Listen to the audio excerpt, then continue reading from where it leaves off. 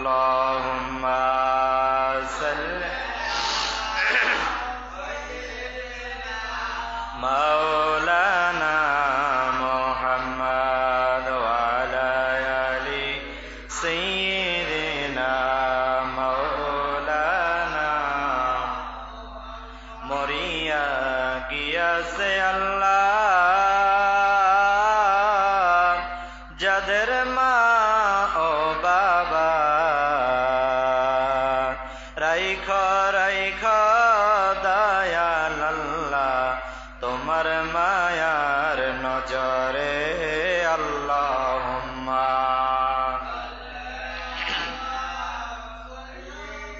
মাওলানা মুহাম্মদ ওয়ালা আলি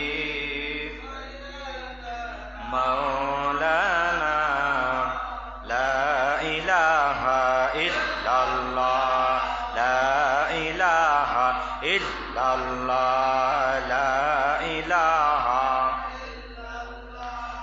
লা ইলাহা ইল্লাল্লাহ আসমান বলে এক আল্লাহ জমিন বলে এক আল্লাহ কোরআন বলে এক আল্লাহ হাদিস বলে এক আল্লাহ লা ইলাহা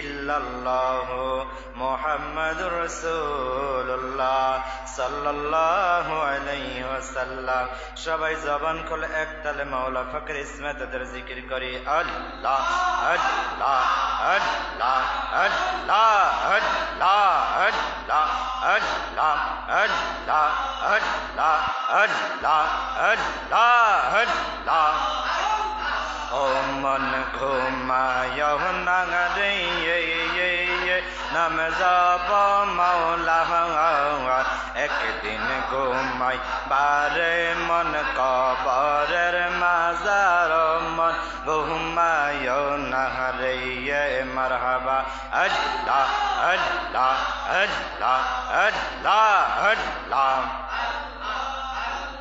ও মন ঘুমায় না রে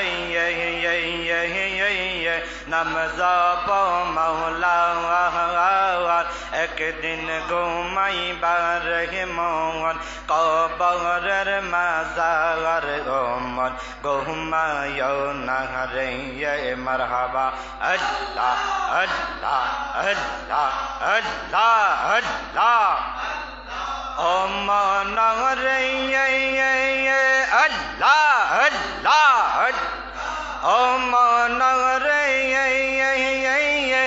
এত টাকা পয়সা তোমার এত টাকা পয়সা তোমার আছে কি দরকার মারহাবা আল্লাহ আল্লাহ আল্লাহ আল্লাহ সুযোগ হইলে যাইয়া একবার সুযোগ হইলে যাইয়া একবার নবীজির দরবার ও মন ঘুমাইয়া না রে আল্লাহ আল্লাহ আল্লাহ ফানা ফানা আল্লাহ আল্লাহ ও মন ঘুমায় না রে নাম জপ মাওলা একদিন ঘুমাই বাহারে মন কবরের মাজার মন ঘুমায় না রে আল্লাহ আল্লাহ আল্লাহ আল্লাহ আল্লাহ ও মন রে মারহাবা আল্লাহ আয় হায় আল্লাহ আল্লাহ আল্লাহ কুমারিয়ার হারি পাতিল বাংলে না লয় জোরা রে মন বাংলে না লয় জোরা মারহাবা আল্লাহ আল্লাহ আল্লাহ আয় হায় আল্লাহ আল্লাহ মোহন সোনার দেহ মোহন সোনার দেহ কেমনে দিবি পোরা রে ও মন ঘুমায় না রে আল্লাহ আল্লাহ আল্লাহ আল্লাহ নাম জপয় আল্লাহ একদিন ঘুমাই বিহিরে মন কবরের মাজার ও মন ঘুমায় না রে আল্লাহ আল্লাহ আল্লাহ আল্লাহ ও মন রে আল্লাহ আল্লাহ আল্লাহ বাড়ির পাশে পুকুর পারে বাড়ির পাশে পুকুর পারে বানবি বাড়ি ঘর রে আল্লাহ আল্লাহ আল্লাহ ফানা ফানা আল্লাহ আল্লাহ বায়হ নাই তোর বান্ধব নাই বাহ্য নাই তোর বান্ধব নাই রে কে লইবে খবর ওর মন ঘুমা না রে নাম জপ মৌলার আল্লাহ আল্লাহ আল্লাহ আল্লাহ আল্লাহ আল্লাহ আল্লাহ আল্লাহ আল্লাহ লা ইলাহা ইল্লাল্লাহু মুহাম্মাদুর রাসূলুল্লাহ সাল্লাল্লাহু আলাইহি ওয়াসাল্লাম। জোরে কোন মারহাবা। আসল কথা হলো আপনারা জিকিরের তাল বুঝেন, জিকিরের তাল বুঝেন। একজনে অস্তে একজনে জোরে কইলে হবে না, জিকিরের মজা কখনো পাবেন না।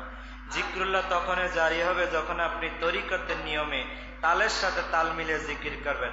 একজনে মাথা নিচু দিয়ে একজনে আস্তে একজনে জোরে, এভাবে কখনো জিকির করলে জিকিরের প্রয়োজন অন্তরে কখনো পয়দা হবে। জিকির করতে পারবো, জিকির তরিকতের নিয়মে জিকির না করলে, জবান না করলে আপনার মরা দেহ মরা কলব মরাই থাকবে। এটা জিন্দা হবে না, জিন্দা হবে না, জিন্দা হবে না। আল্লাহর কোরআনের বাড়ি কথা কন ঠিক না বেঠিক? যদি আপনি লজ্জা শরম, আপনি আল্লাহকে ডাকবেন, কিসের লজ্জা কিসের শরম? আপনি তরিকতের নিয়মে জিকির করবেন, দেখবেন অটোমেটিকলি একদিন দুই দিন তিন দিন আপনি যখন আল্লাহর ইসমে জাতের জিকির করবেন তরিকতের নিয়ম অনুযায়ী, দেখবেন আপনার কাশপ খুলে গেছে, আপনি ঘুমের ঘরে দয়াল নবীর দিদার স্বপ্নে যুগে আপনার নসিব হয়ে যাবে। আমরা ওই দিন নিয়ে ওই অন্তর নিয়ে আমরা জিকির করতে পারি না। এই জন্য আমাদের কলবটা মরাই রয়ে গেছে। এখানে জিন্দা, এখানে ফুটন্ত গাছের মধ্যে ফুল ফুটাইতে পারি না, শুকনা গাছের মধ্যে ফুল ফুটাইতে পারি না, কারণ আমরা তরিকত থেকে দূরে সরে গেছি। কথা কন ঠিক না বেটি? আল্লাহ যেন আমাদের প্রত্যেকের কলবের মধ্যে যেন শুকনা গাছের মধ্যে যেন ফুল ফুটাতে বলো না আমিন। আরো জোরে বলো না আমিন। যখন আমরা জিকির করব, যিনি জিকিরের তালিম দেয় ওনার দিকে খেয়াল করতে হবে। জিকির আপনি যখন করবেন কলবের দিকে আপনি ধাক্কা মারতে হবে। আপনি জিকির করলেন এদিক সেদিক তাকে জিকির করলেন, জিকির হবে না, কখন হবে না। আপনি সারা বছর জিন্দিগি জিকির করতে পারবেন, জিকির কোনো কাজে আসবে না। আপনি জিকিরে ধাক্কা দিতে হবে কলবের দিকে। যতটা ধাক্কা দিবেন কলব থেকে ততটা ময়লা দূর হয়ে যাবে, গুনাহ দূর হয়ে যাবে। আপনার কলবের মধ্যে আল্লাহ নূর পয়দা করে দিবে। জোরে বলেন মারহাবা। তাহলে আমরা জিকির করছি এতক্ষণ কার? জোরে কোন কার? আল্লাহর নাম নিতে শরম আসেনি? জোরে কোন শরম আসেনি?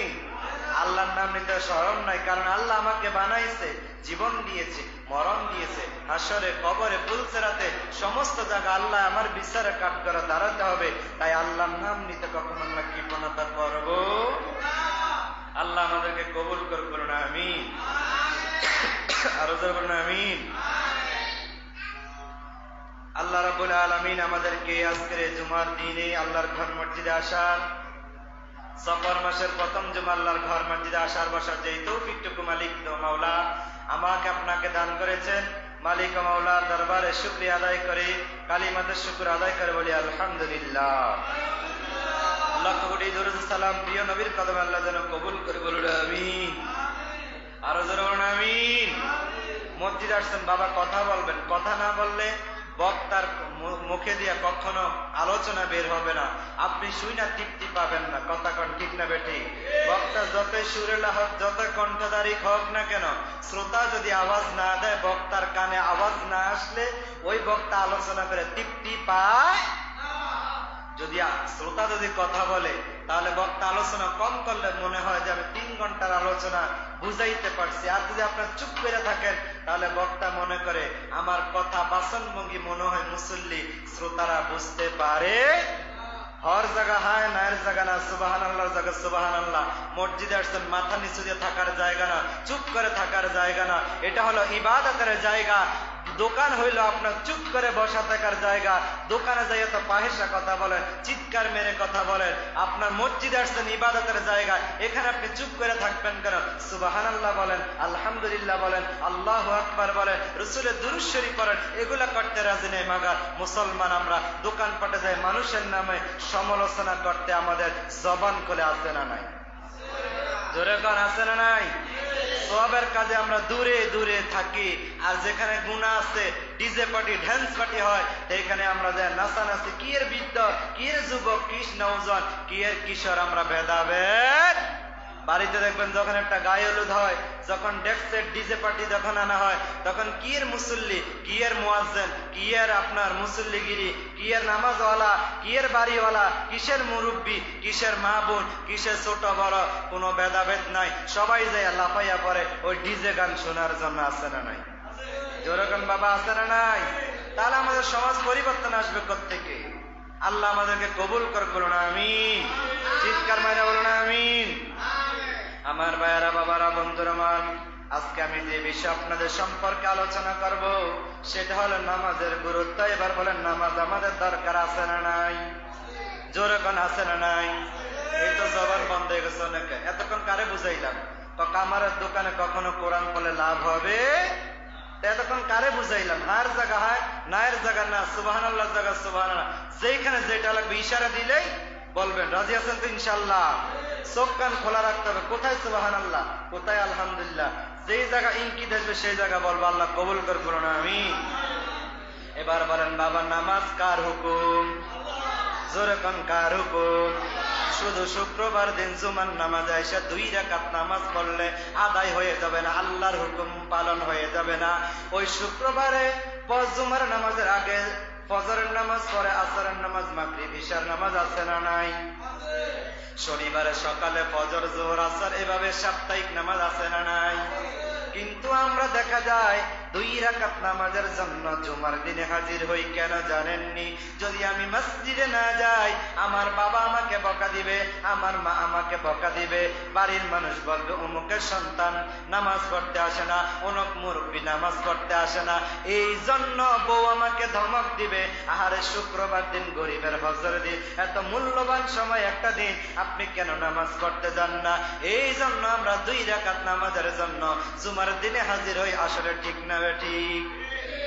ইমাম সাহেব যতই বলে, মুসল্লিরা আপনাদের পায়ে হাত রেখে বলি সুন্নত করে যান, কে শুনে কার কথা? ঠিক না ঠিক? শুনেনি? অন্য সমাজে অন্য জায়গা দেখার দরকার নাই। আপনার মসজিদে আপনি তাকায়া দেখেন, আপনার সন্তান নামাজ পড়ার আগে দৌড় দেয়, মুনাজাত দেওয়ার আগে দৌড় দেয়। আছে না নাই? জোরে কোন বাবা, আছে না নাই?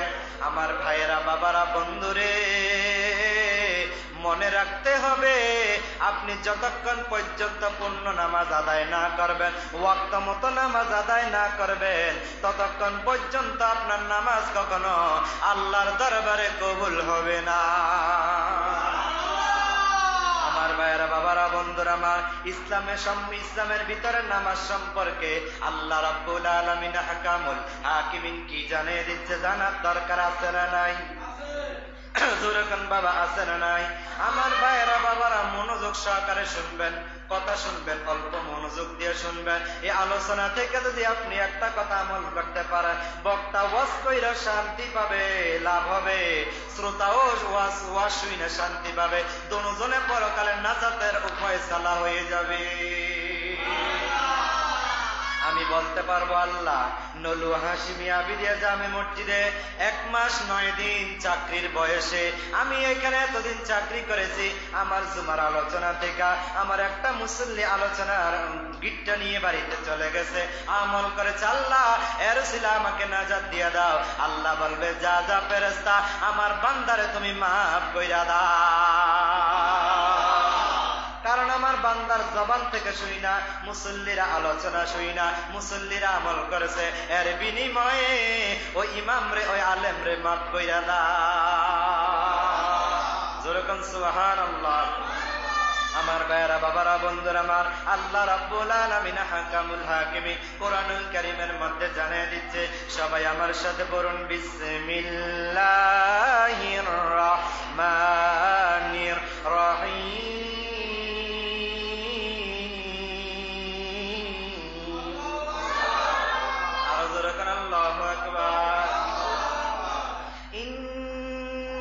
الصلاة تنهى عن الفحشاء والمنكر।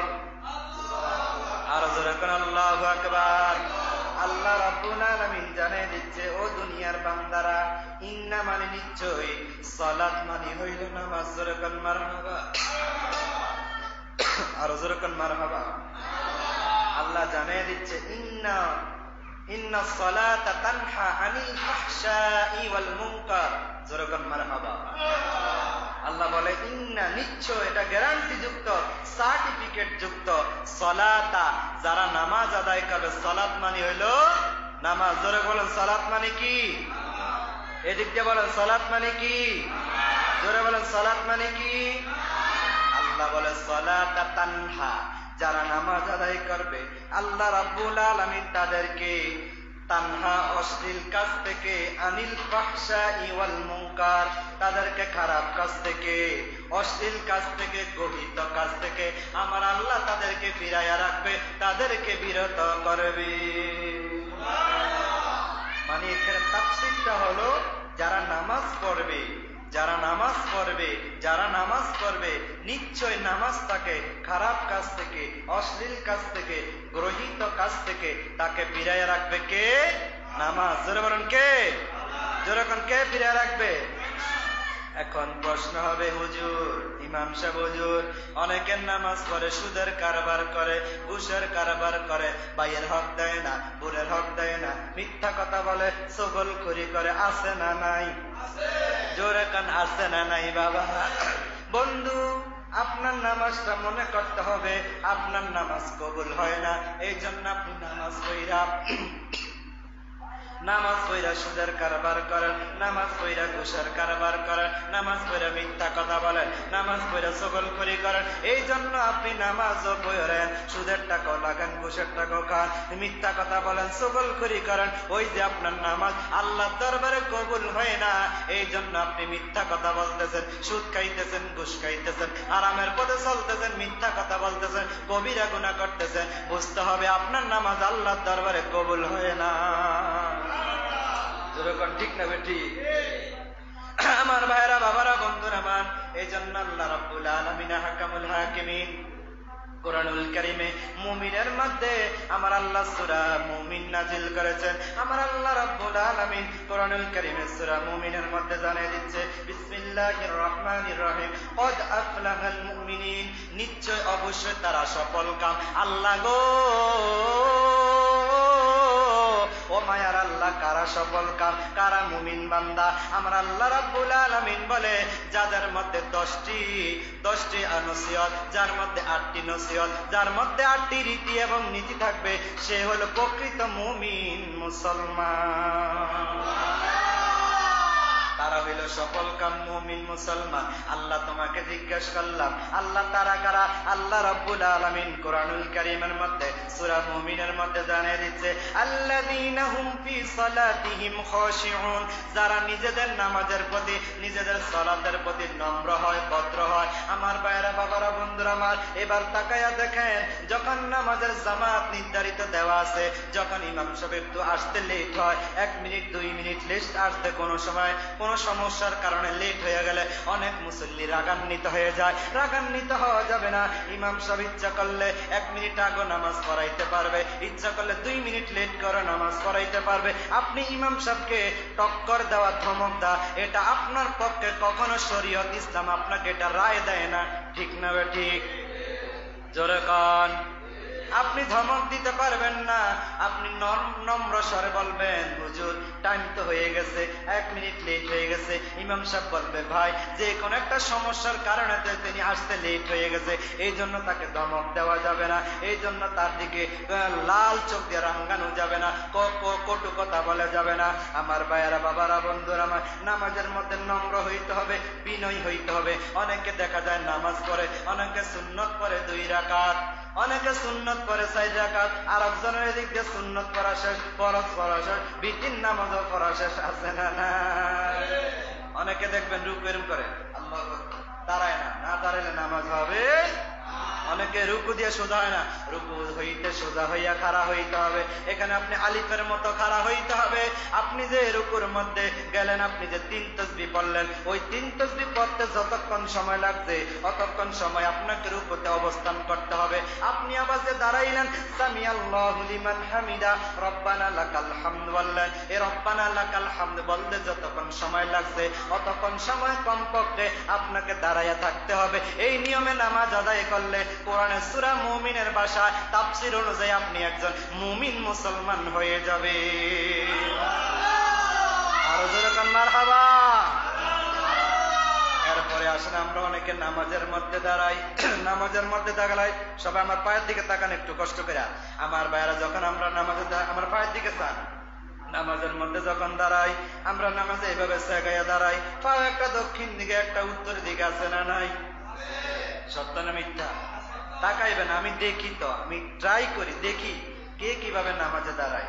আমি কিন্তু ট্রাই করি। অনেকে নামাজে দাঁড়ায় পিছন দিয়া লুঙ্গি একদম টাকনুর নিচে টাইসের মধ্যে লাইগা আছে। পুরুষের জন্য টাকনুর নিচে কাপড় পরা হারাম, হারাম, হারাম, হারাম। আপনি লক্ষ বছর এই প্যান্ট পইরা, লুঙ্গি পইরা যদি নামাজ পড়েন টাকনুর নিচে, আপনার নামাজ, রোজা, ইবাদত কখনো আল্লাহর দরবারে কবুল হবে না।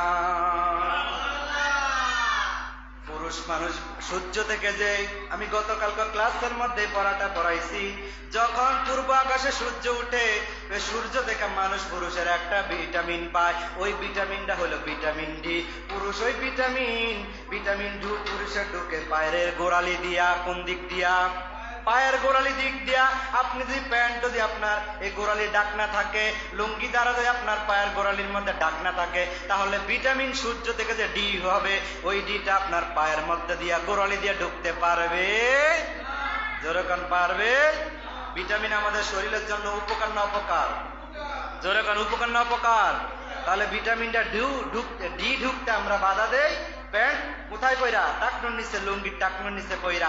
রাস্তার যত ময়লা আবর্জনা আছে সব বাড়ি দিয়ে নিয়ে আসি, সব আমরা লুঙ্গির মধ্যে, প্যান্টের মধ্যে লাগাই। ঠিক না বেটি? জোরে কান বাবা, ঠিক না বেটি? এসব করা যাবে? এসব করা যাবে না। যাদের অভ্যাস আছে, আমি অনেকের দেখি, বাবা হাত পায়ে হাত রেখে বলি, যাদের অভ্যাস পরিবর্তন করে। আমাদের লুঙ্গি তো, পায়জামা তো জীবনে কোনোদিন টাকনুর নিচে যায় না, জীবনে তো কোনোদিন নাভির নিচে যায় না, বরং নাভি থেকে 4 হাত 5 হাত উপরে লুঙ্গি থাকে, পায়জামা থাকে। আপনার প্যান্ট, আপনার লুঙ্গি কেন নাভির নিচে যায়? আপনি না পুরুষ মানুষ, আপনার 70 টাকা তৈল ফরজ, আপনার 70 হবে নাভির উপর থেকে হাঁটুর নিচ পর্যন্ত। আপনি কিভাবে বরস্তর করে কবিরা গুনাহ করতেছেন? হাসতে হাসতে কবিরা গুনাহ করতেছেন, চলতে ফিরতে, হাসতে উঠতে বসতে আপনি কবিরা গুনাহ করতে আছে, কিন্তু আপনার টের নাই। টের পাবেন কখন? কিয়ামতের ময়দানে, যখন বালাম খাতা, আমল নামার খাতা যখন খুলে দিবে ফেরেশতারা, দেখো সান্দুর বাবা, দেখো কি করেছ, নামাজ পড়ছো ঠিক, প্যান্ট পড়ছো নাভির নিচে, প্যান্ট পড়ছো টাকনুর নিচে, দেখো সান্দুর বাবা নামাজ পড়া লাভ হবে না, তোমার এদিক দিয়ে নামাজ পড়ছো, আমল করছো, এদিক দিয়া তুমি ফরজ তরক করার কারণে তোমার এদিক দিয়ে সব খরচ গেছে না টিক চিহ্ন খরচ গেছি গা, তুমি এদিক দিয়ে সব করছো টিক চিহ্ন, এদিক দিয়ে গুনার কাজ করছো খরচ দিয়ে ফেলতে, তোমার ওই দিক দিয়ে সব করছো এদিক দিয়ে গুনাহ করছো, তোমার কোনো লাভ হইলো না। যোগে যোগে যোগে আর যোগে মিল লাগেছে, মিয়া আপনার মাইনাসে মাইনাসে মিল লাগেছে, ঠিক না বেটি? যেরকম ঠিক না বেটি? তাহলে আমাদের সূক্ষ্ম মাথায় সূক্ষ্ম মেধা আমাদের চলতে হবে, যেহেতু আমরা মুসলমান, আমাদের করায় করায় গন্ডায় গন্ডায় কিয়ামতের ময়দানে হিসাব দিতে হবে। তাহলে আমরা কোন পথে চলছি, কোন পথে হাঁটছি, কোন পথে আমরা চলছি, কোন পথে খাইতেছি, কিভাবে খাইতে চলতেছি, হিসাব দিতে হবে কার দরবারে? যেরকম কার দরবারে? যখন আপনি নামাজের মধ্যে দাঁড়াইবেন, পাও একটা উত্তর দিকে একটা দক্ষিণ দিয়ে দাঁড়াইলে হবে না। আপনি বলতেছেন নামাজের নিয়তে কাবাতি শরীফাতি আল্লাহু আকবার, আমার সবকিছু কোন দিকে? কাবার দিকে। কোন দিকে? পশ্চিম দিকে, কাবার দিকে, কিবলার দিকে। এখন বাবা নামাজে দাঁড়াইলেন, পা হইল উত্তর দিকে, কইলেন কাবাতি শরীফাতি আল্লাহু আকবার, আমি সব কিছু মুতাওয়াজ্জা কাবার দিকে। এখন পা একটা উত্তর দিকে একটা দক্ষিণ দিকে, কাবা কি উত্তর দিকে নি? কাবা কি দক্ষিণ দিকে নি? তাহলে আমার আপনার পাও সমস্ত কিছু আঙ্গুল যা কিছু সব থাকবে কোন দিকে? কিবলার দিকে। কোন দিকে?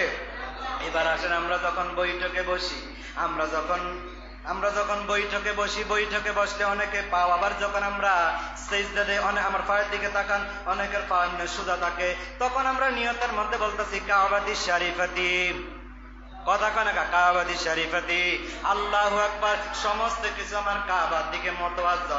এখন আপনি যে সিজদার মধ্যে পাওটা সোজা করে আপনি টাইসের দিকে দিলেন, আপনার নামাজ হইল নি। আপনার পাও থাকতে হবে এভাবে, আমার দিকে তাকান, পাও থাকতে হবে এভাবে। যখন আপনি পশ্চিম দিকে পাও দিবেন, আপনার পায়ের আঙ্গুলগুলা কোন দিকে? জোরে কন মারহাবা, আরো কর জোরে কন না মারহাবা। মাসালা বুঝছেননি? তাহলে আমার হাত পা যখন আপনি আবার যখন রুকু দিবেন, সেজদা দিবেন, সেজদার মধ্যে আবার দেখি এরম বা হাত উত্তর দিকে দক্ষিণ দিকে চলে যায় না, না বাবা, একদম সোজা কিবলার দিকে থাকতে হবে। তাহলে আপনি যদি কাবাতি শরীফাতি আল্লাহু আকবার নামাজের নিয়তের মধ্যে বইলা থাকেন, আপনার অঙ্গ প্রত্যঙ্গ যা কিছু আছে সব কিছু থাকতে হবে কোন দিকে? জোরে কান, কোন দিকে?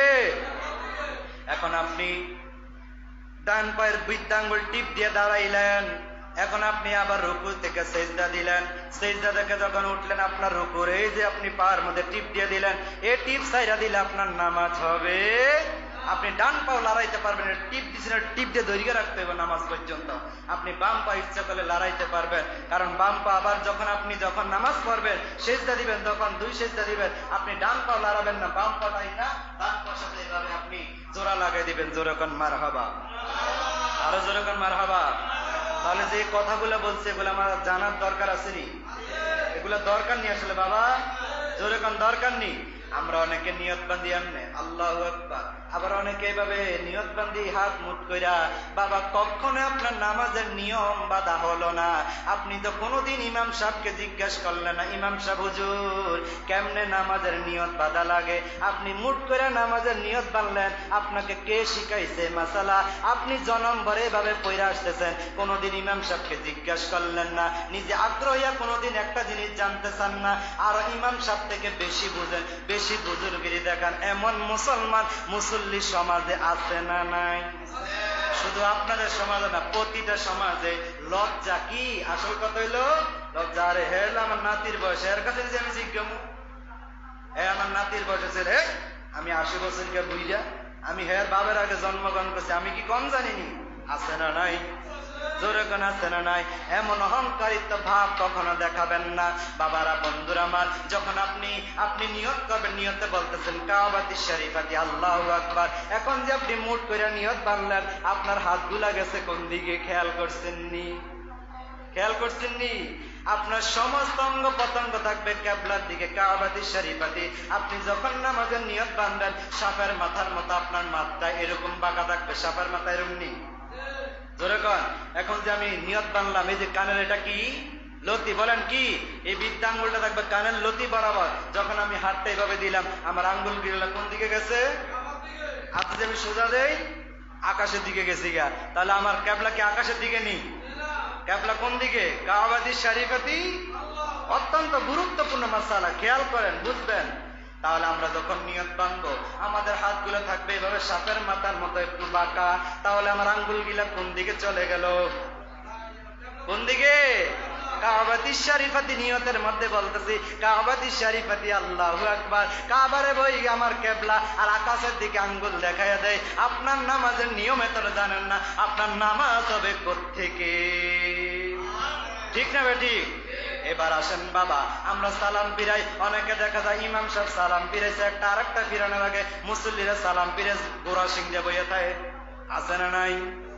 আবার আমরা সালাম ফিরে এমনি একজন আরেকজনের দিকে চাই, এইটা কি মাথার দিছে, কিরম না টুপি মাথার দিছে, এটার চেহারার দিকে চাই। না না না বাবা, এভাবে নামাজ পড়লে কখনো আপনার নামাজ হবে না। ফেরেশতারা আপনার নামাজ দেখা হাসি ঠাট্টা করে, তামাশা করে। দেখছুনি নামাজের রীতি হইল কেমন, নিয়ম হইল কেমন, আর বান্দা নামাজ পড়ে কেমনে, ঠিক না বেটি? আপনি যখন সালাম ফিরাইবেন, আপনার নজরটা থাকবে নাভি বরাবর, আপনার মাথাটা থাকবে, আপনার কল্লাটা থাকবে নাভি বরাবর। তারপরে ডান দিকে আসসালামু আলাইকুম ওয়া রাহমাতুল্লাহ, আপনার এই কাঁধ মোবারক কাঁধের দিকে আপনি তাকাইবেন। আবার ডান দিকে সালাম ফিরানো শেষ হইলে আবার আপনার মাথাটা সোজাই না, নাভি বরাবর রাইখা আবার আপনি বাম দিকে সালাম ফিরাইলেন, আসসালামু আলাইকুম ওয়া রাহমাতুল্লাহ। আপনি বাম কাঁধের দিকে তাকাইলেন, আর মুসল্লিরা চাই হইতে আইসেনি, ঠিক না বেটি? যেরকম বাবা, ঠিক না বেটি? তাহলে এই নামাজ দেখা এই নামাজ হবে? নামাজের নিয়ম কানুন জানতে হবে। যে কথাগুলা বললাম গুরুত্বপূর্ণ কথা, দরকার আছে না নাই বাবা? যেরকম বাবা, আছে না নাই? তাহলে আমরা এই কথাগুলা যদি আমরা চিন্তা করি, চেতনা করি, আমরা অনুভব করি, তাহলে আমরা বুঝতে পারবো। আমরা যখন আপনি উজুরবিহীন, আপনি পাও আপনার সমস্যা হইতেছে, ব্যথা, অনেক সময় আমরা ব্যথা পাই, পাওয়ার মধ্যে বসতে পারি না, উজুর ছাড়া আপনি নামাজের যে রীতি এবং নীতি আছে সেভাবে আপনি নামাজ আদায় করতে হবে। আর আপনি সুস্থ মানুষ থেকে আপনি পাওটা এমনি সোজা করে দিয়ে বৈঠকের মধ্যে সোজা করে সাইরা দিলেন হবে না। এই পাওটা থাকতে হবে এভাবে, আঙ্গুল দিকে থাকতে হবে কেবলার দিকে। আল্লাহ আমাদেরকে কবুল করে, বলুন আমিন। জোরে করে আমিন। এবার আসেন বাবা, আমরা যখন ওযু করি, ওযুর নিয়ত তো ধারে কাছে নাই, ওযুর দোয়া তো ধারে কাছে নাই। ওযুর পরে আমরা আকাশের দিকে তাকাইয়া শাহাদাত আঙ্গুল দিয়া কালিমা শাহাদাত পড়ব। আল্লাহর নবী বলে, ওযুখানা থেকে মসজিদ পর্যন্ত এই জায়গার মধ্যে যদি কেউ মারা যায়, জান্নাতের 8টা দরজা আমার আল্লাহ তার জন্য খুলিয়া দিবে। এই জন্য আল্লাহ নবী বলছে, তুমি বাড়ির থেকে, বাসা থেকে ওযু করে আসো, কারণ তোমার মসজিদের সাথে তোমার ওযুখানা কাছাকাছি পথ। আর যদি তুমি বাড়ির থেকে ওযু করে আসো, এই ওযুর জায়গাটা অনেক লম্বা হবে, এই জায়গা মারা গেলে শাহাদাতের মর্যাদা আল্লাহ দিয়ে দিবে, জান্নাতের 8টি দরজা আমার আল্লাহ খুলিয়ে দিবে। সুবহানাল্লাহ। এই জন্য মসজিদের জিনিসপত্র খরচ করতে হলে আপনি একটু চিন্তা করে খরচ করতে হবে। এটা আপনার একলার না, এটা 10-এর ফি সাবিলিল্লাহ। আপনার দানে হচ্ছে, বুঝলাম আপনি দান করতেছেন। অনেকে তো শুক্রবার জুমার দিন 2 টাকা পকেট থেকে বের হয় না, কথা কোন আছে না নাই? আপনি মসজিদের জিনিস খরচ করবেন একদম কম, মুষ্টিমাম কম।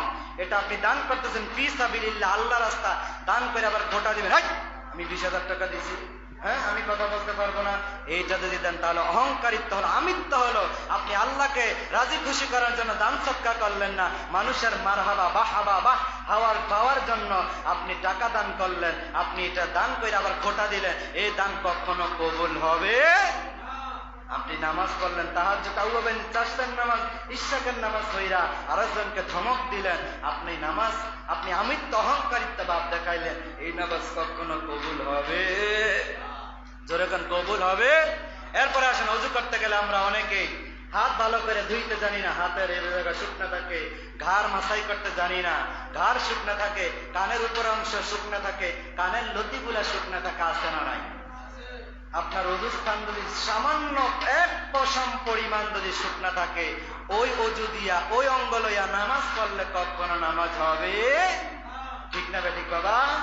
যেরকম ঠিক না বেড়ে। আল্লাহ নবী সাল্লাল্লাহু আলাইহি ওয়াসাল্লাম সাহাবীদেরকে বলে, সাহাবীরা রে, তোমাদের ঘরের পাশে যে একটা নদী থাকে, যদি তোমরা দৈনিক 5 বার গোসল করো, তোমাদের শরীরে ময়লা থাকবে না।